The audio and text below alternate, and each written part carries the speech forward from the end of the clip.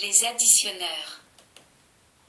Dans cette théorie, nous allons examiner les circuits combinatoires suivants, les additionneurs, les comparateurs, les multiplexeurs et les démultiplexeurs. 1. Les additionneurs. 1. Addition de deux chiffres binaires.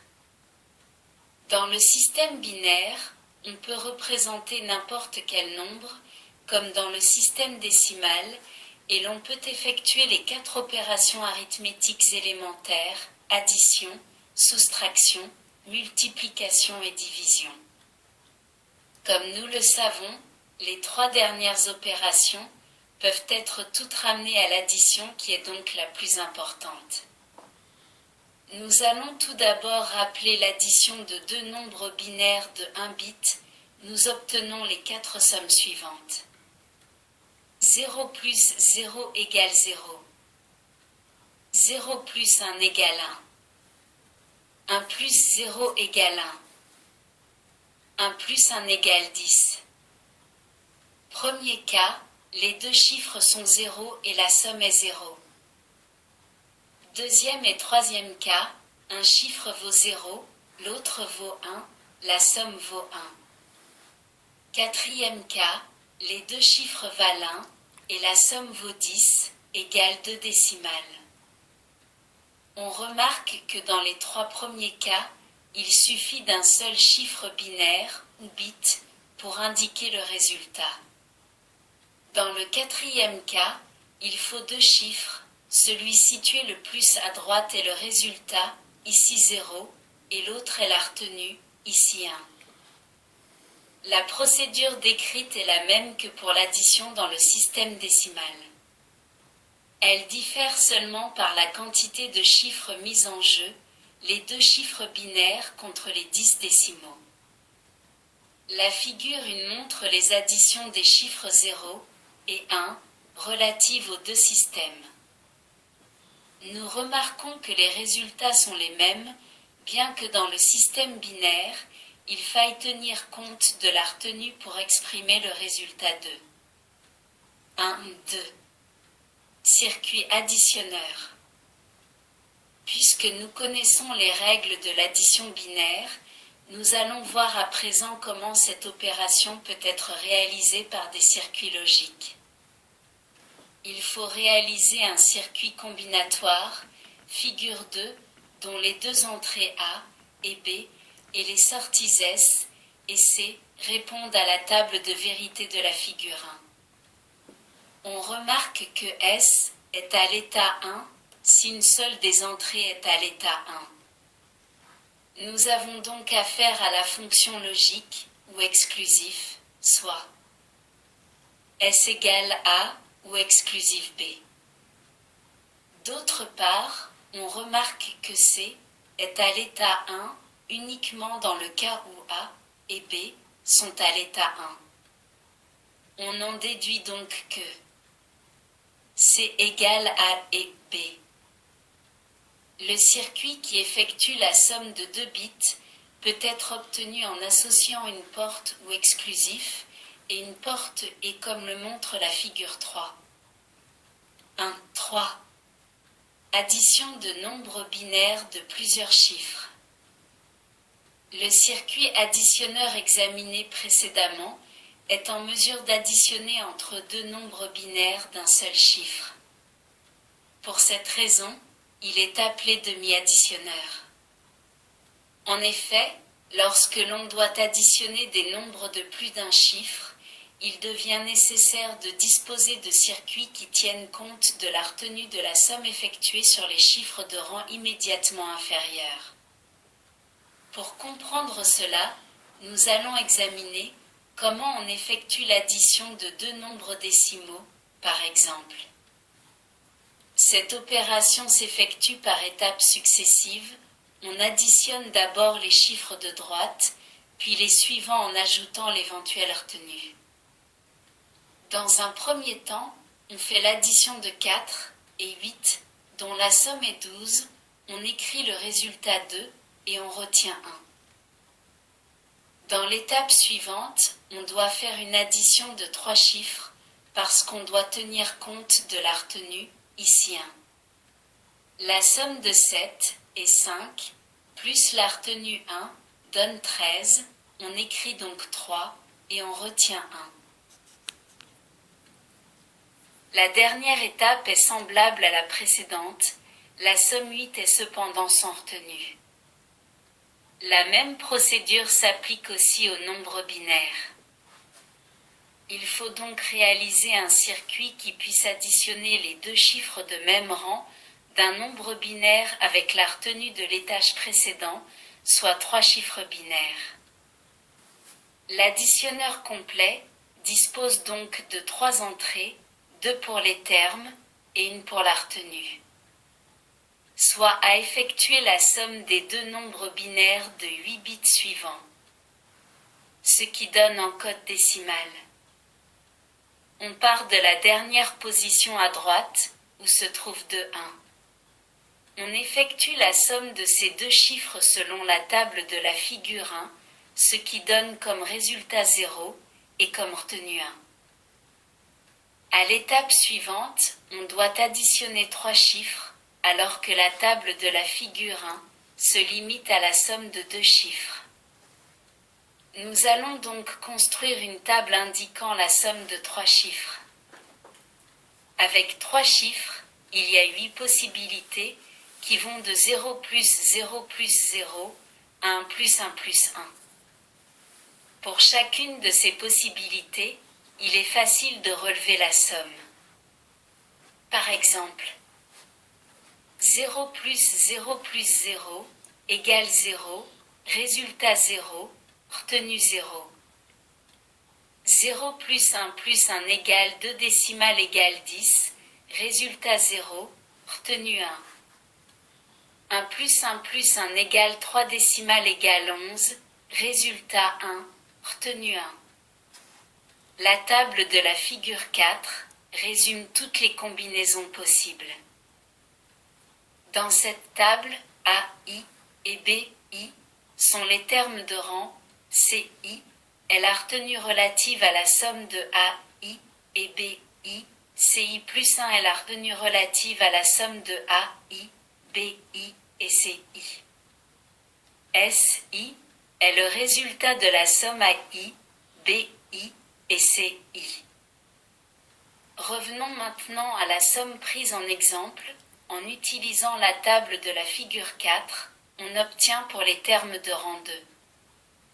1 plus 0 plus 0 égale 1 avec une retenue égale à 0. Si l'on additionne les chiffres suivants, on a. Et ainsi de suite jusqu'au résultat final. Vérifions le résultat. 1, 1, 0, 1, 0, 1, 1, 0 égale 1 multiplié par 128 plus 1 multiplié par 64 plus 0 multiplié par 32 plus 1 multiplié par 16 plus 0 multiplié par 8 plus 1 multiplié par 4 plus 1 multiplié par 2 plus 0 multiplié par 1 égale 128 plus 64 plus 16 plus 4 plus 2 égale 214. 1, 4. Circuit additionneur et additionneur complet. Il faut donc réaliser un circuit qui corresponde à la table de vérité de la figure 4. On obtient le schéma de la figure 5 qui représente un additionneur complet. Cherchons à présent l'équation de CI plus 1 et SI en utilisant la table de la figure 4. Pour cela, dressons les tableaux de Carnot correspondants reportés à la figure 6. Du premier tableau de Carnot, on tire l'équation de SI suivante. SI égale CI et A bar I et B bar I plus C bar I et A bar I et B I plus C I et A I et B I plus C bar I et A I et B bar I. égale CI et A bar I et B bar I plus AI et BI plus C bar I et A bar I et BI plus AI et B bar I égale CI, AI ou exclusif BI, complémentation plus C bar I et AI ou exclusif BI égale CI ou exclusif AI, BI. Dans le deuxième tableau de Carnot, nous n'avons pas recherché les groupements optimaux et ce, pour pouvoir mettre en évidence la fonction AI ou exclusif BI déjà réalisée avec la somme SI. En effet, les trois groupements indiqués nous donnent l'équation de CI plus 1 suivante. CI plus 1 égale à I, BI plus A bar I, BI, CI plus AI, B bar I, CI égale à I, BI plus CI, A bar I, BI plus AI, B bar égale à I, BI plus CI, AI ou exclusif BI. Les deux expressions SI et CI plus 1 qui viennent d'être calculées, nous déduisons le schéma logique d'un additionneur complet représenté à la figure 7. L'additionneur complet est le circuit de base pour effectuer la somme de nombres de plusieurs bits. Il existe deux méthodes d'addition des nombres binaires. La première utilise un seul additionneur complet auquel on présente les chiffres de même rang des nombres additionnés. Il s'agit de la somme en série. La deuxième fait appel à autant d'additionneurs complets qu'il y a de chiffres dans les nombres à ajouter. Il s'agit de la somme en parallèle. 1, 5. Somme en série. Les deux nombres, ici de 8 bits, à additionner sont chargés dans deux registres A et B, comme on le voit à la figure 8. Le résultat de la somme est stocké dans un troisième registre S.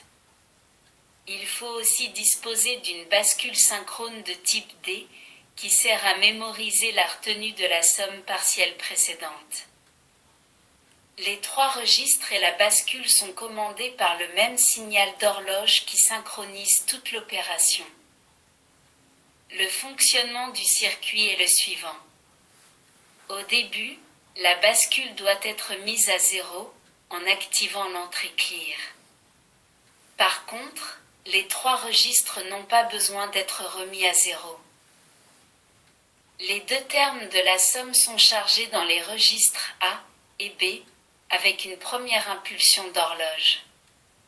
Les deux premiers chiffres de chaque terme, LSB, sont alors présents à la sortie des registres et donc aux entrées de l'additionneur.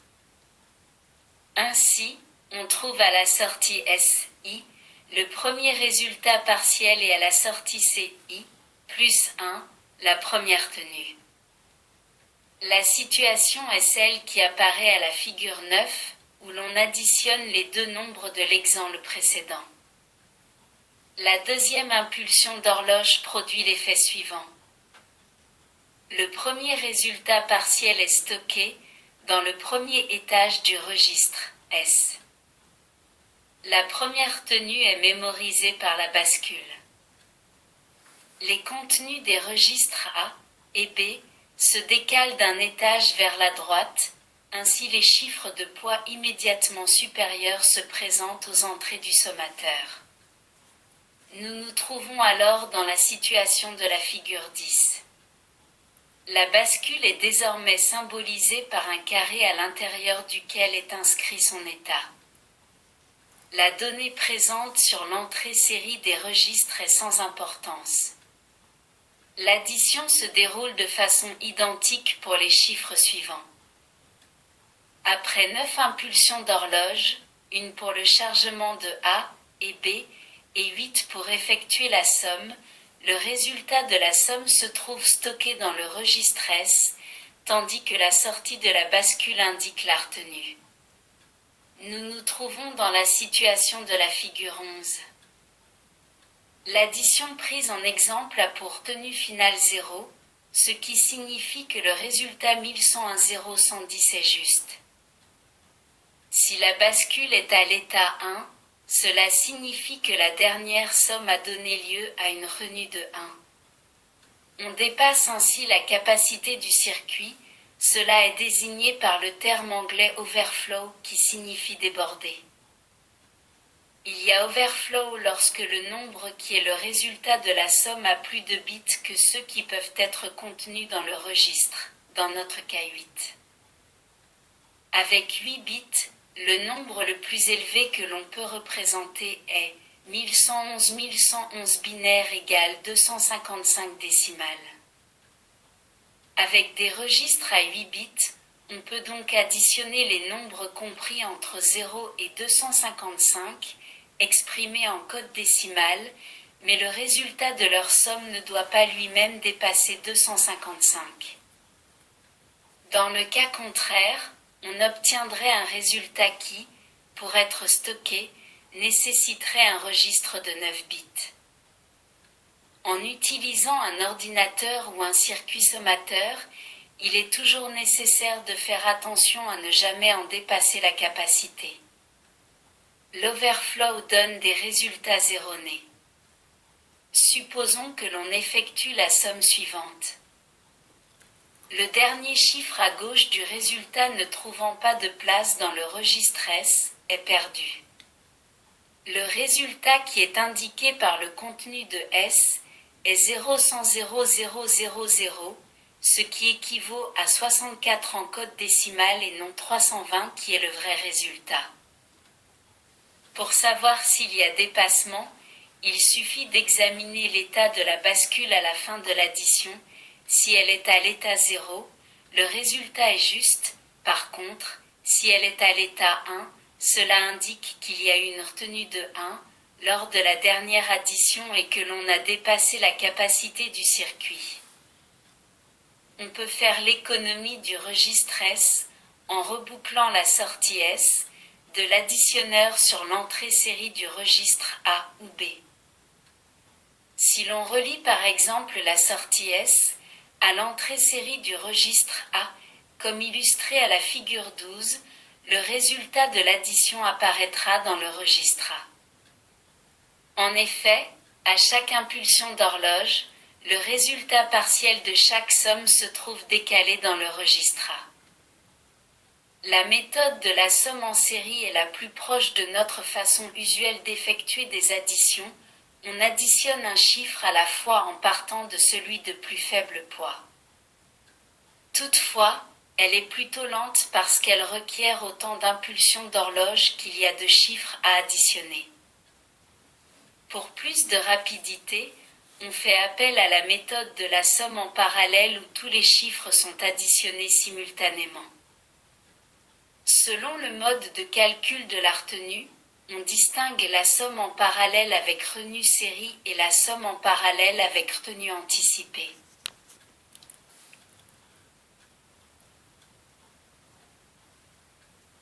Merci de votre écoute. À bientôt.